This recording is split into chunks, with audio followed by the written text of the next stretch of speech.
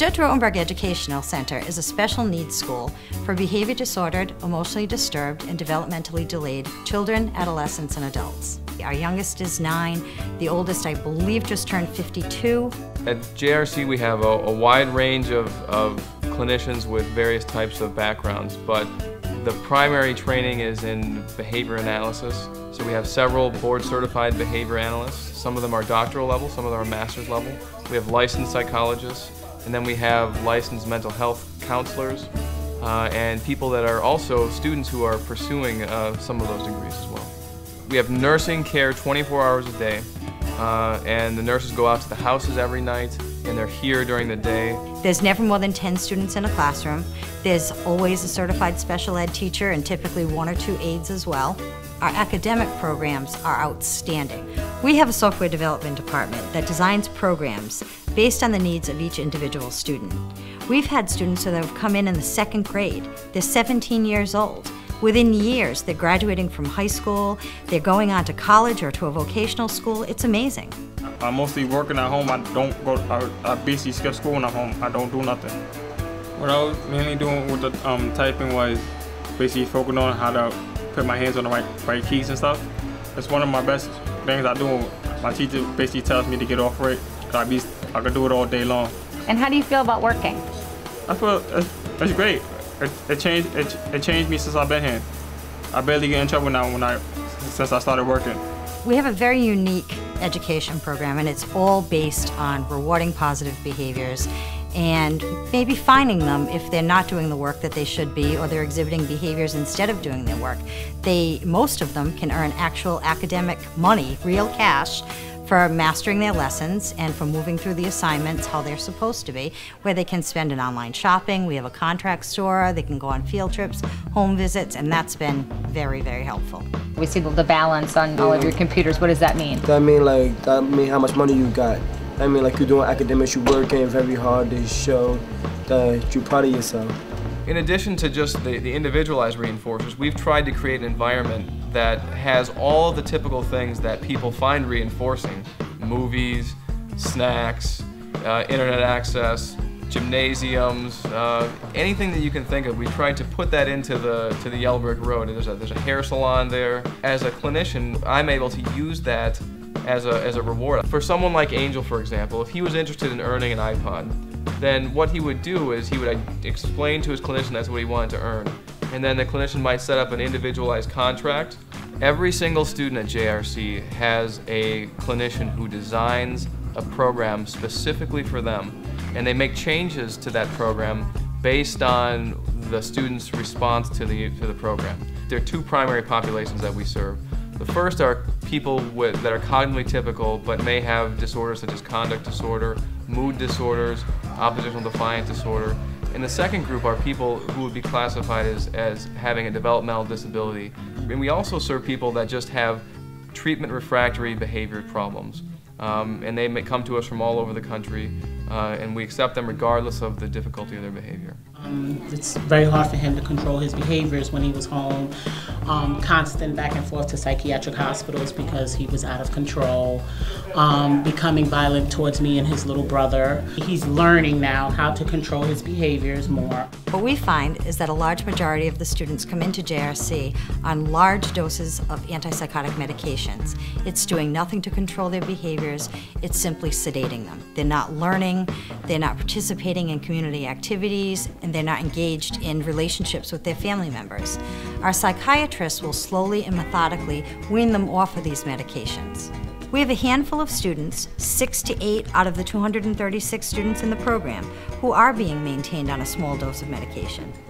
One thing about the staff, they always communicate with me. One of the schools that have 24-hour surveillance, a lot of schools don't have that, and they're monitored when they're in the house. So they're constantly being monitored 24 hours a day, 7 days a week. So it's a very comforting feeling that you can come to the school anytime you feel like it. You don't have to make an appointment. You could just walk in and just see how your child is doing, how they're coming along, talk to the staff, talk to the teachers. It's a comforting feeling. And he seems to be having so much fun. So, you know, it's really nice to see him happy. At JRC, we have students who are extremely delayed. They're very, very self-abusive, and some exhibit behaviors that the average person has never seen before. 3 and how many pairs? The clients in the developmentally delayed classrooms, they really need a lot of praise, a lot of positive feedback. Most of the students in these rooms have a one-to-one staff, and they're working on basic living skills and tying a shoe, buttoning, zipping. Then in the classroom, they're working on their IEP goals.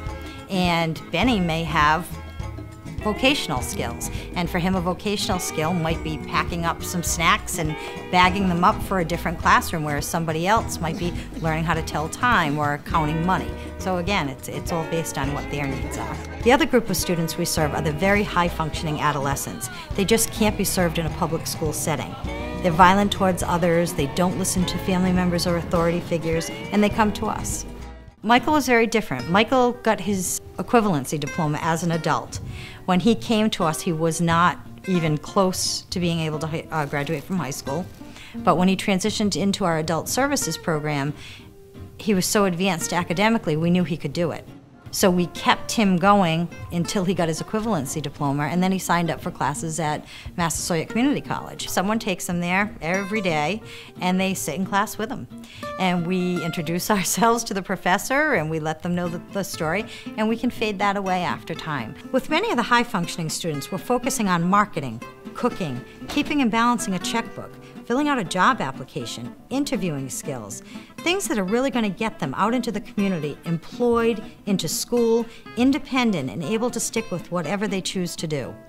And we try to make the school like any other school. We've got school dances, we have parties and activities, we have an after-school program with a chess club, a photography club, dance, and basketball. We have a party every Friday for those kids that have earned it. We call it Field Day. In the summertime, we had water slides and a bouncy house, and the kids had been really asking us repeatedly to have a talent show. So one of our staff took the ball and ran with it, and they did a fabulous job. We had singers and drummers and dancers, a tap show, and comedy skits, and it was such a fun day here. It was just wonderful. They had their artwork posted throughout the school, so you know, some of the kids that might not have been a performer, they still wanted to show their talents. It was really, really a fun day. We've been having bake sales as part of our community service, and I had Janiyah come to my office a few weeks ago, and she asked for this next one to benefit the American Cancer Society. So, October being Breast Cancer Awareness Month, we decided to have it then. This is an important stage. So Matthew, why don't you take the jelly? The reason I did it, because I wanted to carry on my aunt's work. She died from lots of cancers. I came with the idea of jelly too. Why? Is that something you know how to do? Mm-hmm. I know how to do lots of things. I know how to cook. Let me see. I know how to make. My granddaddy know how to make jelly too. My granddaddy told me how to make jelly. Makes me happy. With our vocational program, you have to have a job in school before you're allowed to get one in the community. We actually try to employ students in numerous departments, so they get used to doing different things and having different supervisors. Muhammad is working in the admissions and marketing department, and he does really whatever they need. When Muhammad first came into the program, you couldn't even have a conversation with him. He did not want to be here, and it took him a long time to learn the rules, start following the rules, and want to be where he is today, which is working and succeeding educationally, and he's really moving along. His first successful home visit was like a party for everyone. His parents, us, we were so nervous to send him home because we didn't know what he would do. Less behaviors, my levels increased, my reading comprehension increased, my math skills, my social studies skills, and my English skills increased. Like after a week or two, I understand the program more, and then I started following it, and then my levels increased. I met people like Miss LaChance, Mr. Court, Miss Burns, and then they supported me with a job. I don't know what I want to be. I don't know what I'm gonna go. I'll probably go for a law, but now I felt like I need school. School's gonna, and school needs me. We do.